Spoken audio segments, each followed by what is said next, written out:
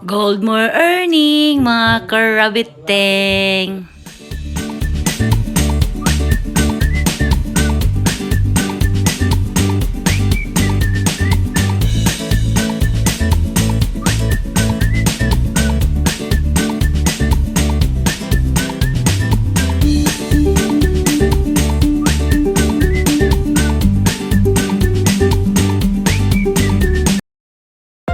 Ayan mga karabiteng, papunta po tayo ngayon sa Batangas kay Papa Rabbit Tree. Samahan niyo po ako na mag-tour sa kanya pong Rabbit Tree business. At the same time mga karabiteng, we'll attend Vlogger Festival. Ayan, finally mga karabiteng, after 4 hours driving, andito na po tayo sa Papa Rabbit Tree. Samahan niyo po ako mga karabiteng, libutin po natin ang kanya pong Rabbit Tree business. Enjoy watching mga karabiteng! And of course, attend po muna tayo ng kanya pong pa-seminar. Seminar, medyo kabado ng contest. Ito yung first time natin na Sheila. Thank you very much. Oh, malayo din yan ng Sheila. Saan sa Pampanga? Ano? Guagua, Pampanga. Yes. Gold more earning po mga karabiteng. Ngayon, karabitero at karabitera. Sheila Teng po ng Rabbit Teng Buuan Integrated Fund. Sir, parang kailan na, pinapanood lang kita sa YouTube. Ako rin ma'am, nakapanood din ako. Ang nga po, nakikita ko po kayo nagla-live. Salamat po. At ngayon po, it was really a great privilege. It's such an honor to be here. Parang kailan lang, pinapanood ko lang si Sir.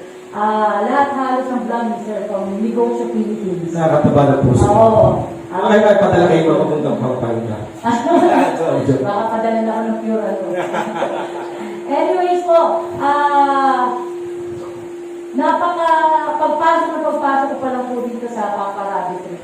Talaga po may natutunan kagad ako. Ang natutunan ko po kagad dito pagpasok ko, hindi po yung breakfast table na. Hindi po ako diretso eh. Sarap ng kape ni Sir. Sabi ko dun sa natutunan ko, yung nakapastil po dyan sa harapan. Nakalagay po dyan, if there are 9 rabbits and if you need to catch one, just focus on one. Diba, sir? Kaya nung nakalagay mo dyan, sir. So, ako po nag-start po ako mag-vlog nung pandemic kasi nababaliw na po ako sa loob ng bahay. Kaliwat kanan, hindi, tumingala ka, bubong. Yun ang nakikita ko. So, may mini garden po kami doon. I started vlogging in mini garden. Doon po ako nag-start. And then, nung nag-focus po ako mag-vlog sa Rabbit Tree business, doon po ako nag-start na magkaroon ng mga subscriber. Napansin ko po, ang focus ko po doon sa YouTube channel ko, by the way, Sheila Teng po ang pangalan ko doon sa YouTube channel natin, Sheila Teng. Para gusto niyo po mag-subscribe. Of course, support. Magsusupport na. Salamat po sa inyo. Salamat po sa inyo. Ang focus ko po doon yung mga kapwa po natin, mga bayaning OFWs. Kasi sila po yung mga gustong-gusto ng makapiling ng kanilang mga mahal sa buhay. Pero they really didn't know what to do. Kung ano po yung pwede nilang pagsimulan. So nakita ko po na mayroong good thing about pandemic. Nagpapasalamat, look at the brighter side, sir. Buti na lang po nagka-pandemic. Kung hindi po nagka-pandemic, wala po kaming Rabbit Tree. So napakalaki pong pagpapala na ibigay sa amin ng pandemic dahil COVID-free. So far, meron po kami na hindi nagagamit na paglalagay ng Rabbit Tree and then we focus to cultivate the Rabbit Tree business in that specific area. And now, I can really say na it's lucrative income. Talaga pong hindi lang siya pang OFW, kundi sa lahat, kahit kung meron kang business or kung meron ka mga lifestyle siya. In other words, lucrative income for me, sir. And I learned a lot of things not only from the vlogger itself, but from the Rabbit Tree business itself. Na marami na po tayo nagkaroon na po tayo ng iba't ibang negosyo, pero itong Rabbit Tree business, ang talagang pumupokus, sir, sa mga kailangan tulungan. So, yun lamang po. I'm not only expecting happiness from today, it's really an honor, blessing po ito. Imagine ninyo, Ilang libo tayong vlogger sa Pilipinas, 10 lang tayong napili, sir. So, it is really a privilege. So, I'm not only expecting happiness, but to learn additional knowledge for each and everyone. Thank you so much po. Salamat po, Ma'am Sheila. Kanina nga, tinatanong ko, Ma'am Sheila, yung staff ko kung nakonta ka ba. Kasi hinahanap kita kanina. So, All more earning, mga ka-Rabbit Teng! alam mo, sir, yung... Ayan, nandito po tayo ngayon sa Papa Rabbit Tree.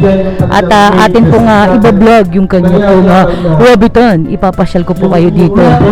Ayan, mga ka-Rabbit Teng, enjoy po kayo!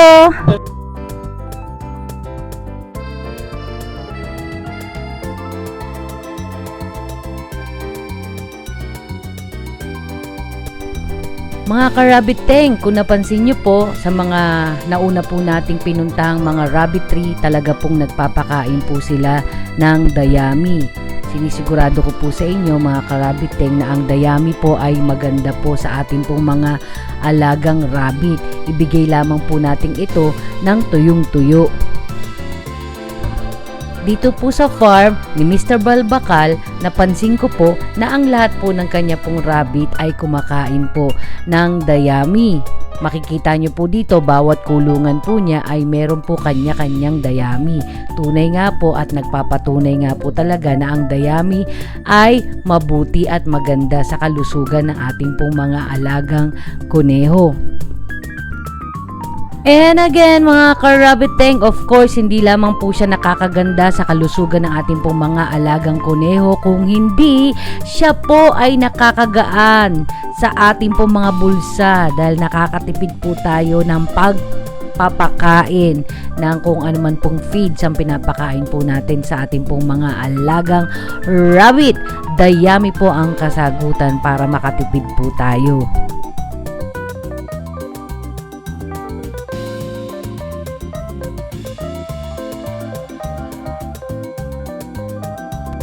Ayun mga ka-Rabbit Teng, habang meron pong pa-seminar si Papa Rabbit Tree, pinayagan po niya tayo na maglibot-libot at i-vlog ang kanya pong Rabbit Tree area. So ito po ang kanya pong mga linyada.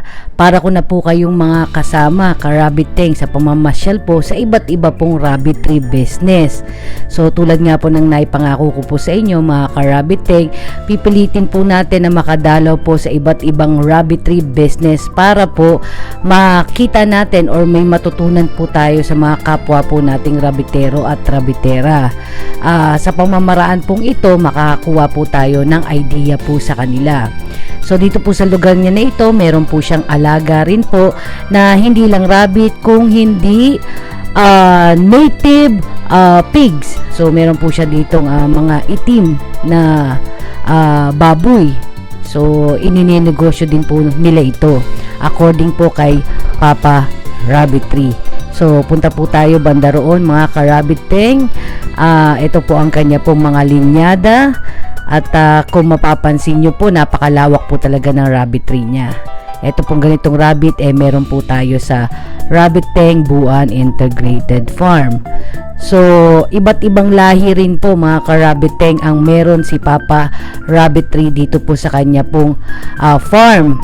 So napakalawak po, hindi ko lamang po natanong mga ka-Rabbit Teng kung ilang area po ito. Meron din po siyang pinagagawang extension sa labas mga ka-Rabbit Teng. Rabbit din po ang kanya pong ilalagay. Parang kailan lang mga ka-Rabbit Teng, kailan lang po nagsimula si Papa Rabbit Tree na mag-business at mag-venture sa Rabbit Tree business. Kasi po sinusubaybayan po natin yung kanya pong vlog about business. So alam na alam ko po kung kailan po siya nagsimula lang. So nauna lang po siya ng mga 10,000 hakbang sa atin mga ka-Rabbit Teng. At yun nga po, ganito na po kalawak ang kanya pong rabbitan. At nakakatuwa nga po at very proud po tayo at yung pong ating pong iniidolo po sa negosyo ay ganito na po kalayo ang kanya pong narating. So napakalawak po talaga ng kanya pong Rabbit Tree area. Sa kanya pong mga vlog, mapapanood nyo po itong kanya pong rabbitan at iba-iba po itong section. Meron po siya dito mga pure at mga F1. So kanya-kanya po sila ng section. And then, kung mapapansin nyo po mga ka-Rabbit Tank, ang kanya pong kulungan ay punong-puno. Meron po talagang laman na iba't ibang klase ng rabbit. Ayan, at meron din po siyang mga bagong mga paanak kasi napansin po natin dito po sa area na ito ay may mga nest box. So talaga naman pong napakarami po talaga ng production ng Papa Rabbit Tree. So nakakatuwa mga ka-Rabbit Tank kasi nakakapasyal tayo at pinapayagan tayong mag-vlog ng mga rabbit tree owner para po magkaroon tayo ng idea at meron po tayong mapulot sa kanila at matutunan. Para ko na po kayong kasama dito po sa adventure natin na ito. So pansinin niyo po mga ka-Rabbit Tank, ang bawat section po ng kanya pong rabbitan ay nagpapakain din po siya ng dayami at ang kanya pong water supply ay black hose din at yung galon po na kulay blue na eto po yung mapapansin niyo pong kulay blue na yan katulad po ng ginagamit po natin sa farm ay same setup lamang po. And then still naglalagay din po siya ng plastic matting para po ma-avoid po ng ating mga alagang rabbit ang thorax. So ganyan po ang kanya pong setup. So kung hindi po ako nagkakamali mga ka-Rabbit Tank, ang kanya pong kulungan ay sarili po niyang gawa. Kasi dito po sa Papa Rabbit Tree, ang pagkakaalam po natin, nagbebenta po rin siya ng mga cages na yari po nila. So talaga pong DIY. Ito naman po yung kabilang section. Ayan, hanggang dulo po, punong-puno pa rin po siya. So, dito po sa section na to, ayan po yung kanya pong ini-innovate sa ngayon at meron po siyang construction na ginagawa dito po sa katabi ng building po ng Rabbit Tree na area na ito. Extension po ng kanya pong Rabbit Tree. So, ibig sabihin po talaga mga ka-Rabbit Tank, ang negosyong rabbitan ay lucrative income. Talaga naman pong maaasahan natin. So sana nga po kapit kamay lang po mga ka-Rabbit Tank in the near future. Sana po mapunta po tayo sa supermarket, palengke, etc. Ayan po, sila po ang gumagawa po ng kanila pong mga cages. So punta naman po tayo dun po sa kabilang section. Daan po tayo kung saan po siya nagpapaseminar sa ngayon. Imagine.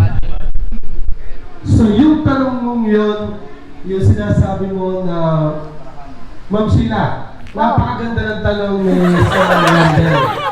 Tinatanong niya kung may chance ba na unification daw ang lahat ng rabbitero. Ang sagot ko sa kanya, kung alam mo yung kanta ni John Lennon, ni Paul McCartney, na Imagine. Imagine there's no religion, heaven, no wars, no. Parang gano'n ang sagot. Imagine. Imagine na lang natin. Kahit tayo ay gusto natin magkaisa.